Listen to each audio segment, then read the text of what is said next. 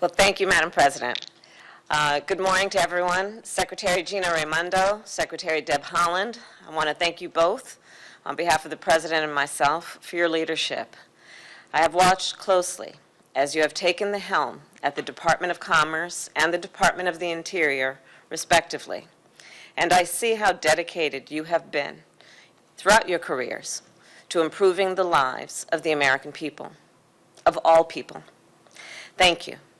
And thank you, President Shannon Halsey, for that kind introduction. Our nation-to-nation relationship is of utmost importance to me and to President Joe Biden. And here's the truth. Indigenous communities have shaped our nation throughout our history. Native Americans have defended our nation as members of the military, built up our nation as entrepreneurs and educators, enriched our nation as artists and academics, and kept our nation safe by providing access to the COVID-19 vaccines. And yet, we know that disparities, deep disparities, persist in tribal communities. Disparities in pay for Native American women, disparities in education for Native American students, disparities in health care for Native American families, barriers to voting for members of tribal nations, and barriers to affordable and accessible high-speed internet on tribal lands. Last month, I met with several community leaders to discuss the need for high-speed internet in their communities. They came from urban and rural areas and Indian country. They represent parents, students, farmers, and tribal leaders. In fact, Dr. Aaron Payment, the chairperson of the Sault Ste. Marie tribe of Chippewa Indians, joined me that day. He described how broadband infrastructure runs through tribal lands as well as other private and federal lands, which makes it difficult for tribes to ensure high-speed internet gets to their members. In fact, he said, tribes have, and I quote, checkerboard reservations across rural internet deserts, meaning it's just not straight through. In fact, according to Chairperson Payment, across his tribe's service areas, nearly 40% of people lack access to high-speed internet, 40%. And the lack of reliable access has resulted in a lack of vital services. And we know that. Almost everyone through the pandemic has understood that access to internet creates access to services. So lack of access to services means a lack of access to vital needs that families and individuals have.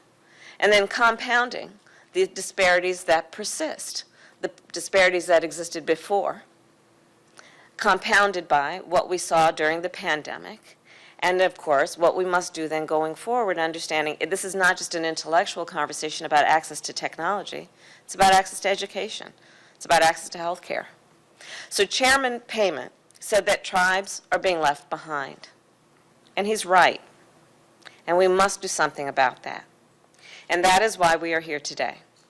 In December of 2020, Democrats and Republicans in Congress worked together to pass COVID-19 relief legislation.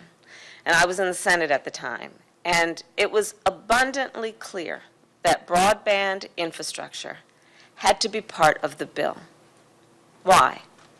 Well, it's probably obvious, because it was abundantly clear that the pandemic had accelerated the digital divide.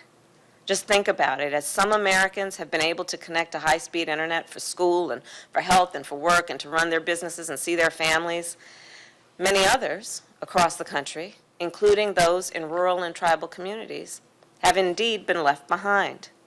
In fact, 1 in 3 Americans who live in rural areas and on tribal lands lack access to high-speed internet. So Congress worked together, as it should, across aisles and chambers to include nearly $1 billion for tribal broadband infrastructure programs in our bill. And today, I am proud to announce that those funds are available for use. Thanks to the great work of Secretary Raimondo and the Department of Commerce, tribes are now eligible for grants that will help improve access to high-speed internet on tribal lands. These funds can be put toward laying down fiber optic cables, and that's jobs. They can be put toward digital literacy programs so that people know how to get the most out of the internet, because let's be clear, you can have access to internet, it could be affordable, but if you don't know how to maximize its use, then that means we're not maximizing the potential that it has to help individuals and families.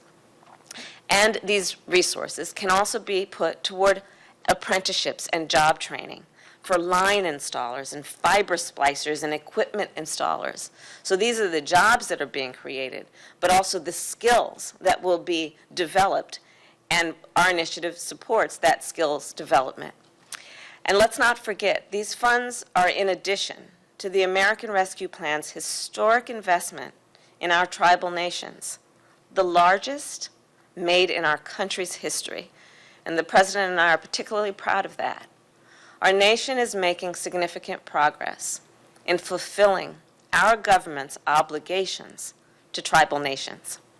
At the same time, I want to be clear about this round of funding for broadband infrastructure. It is a down payment on the work we must do. We must keep going until we connect every American household. With the American Jobs Plan, President Joe Biden and I are determined to get to 100% coverage, meaning everyone gets covered.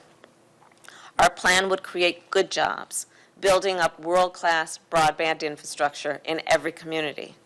It would increase competition and reduce costs so that every American, no matter where they live, no matter how much they can pay, would be able to access high-speed internet at home. This is fundamentally how we create good jobs and economic opportunity. This is how we help our students succeed, our small businesses thrive, and our nation compete in the 21st century. And we can get this done. So today's announcement is proof of that. In December, Congress worked together to expand broadband infrastructure in rural areas and on tribal lands. Now, Congress must work together again to bring high-speed internet to every American. So I'll end today with one last point that was made by Chairperson Payman. He said that during the pandemic, folks who were battling opioid addiction, including his own niece, struggled to get the treatment they need. And when COVID-19 hit, the help they had come to rely on at tribal health care centers, well, it was gone in an instant. And they needed to be able to get online to access that care. But a lack of internet access meant the difference, in many cases, between recovery or addiction, between life and death.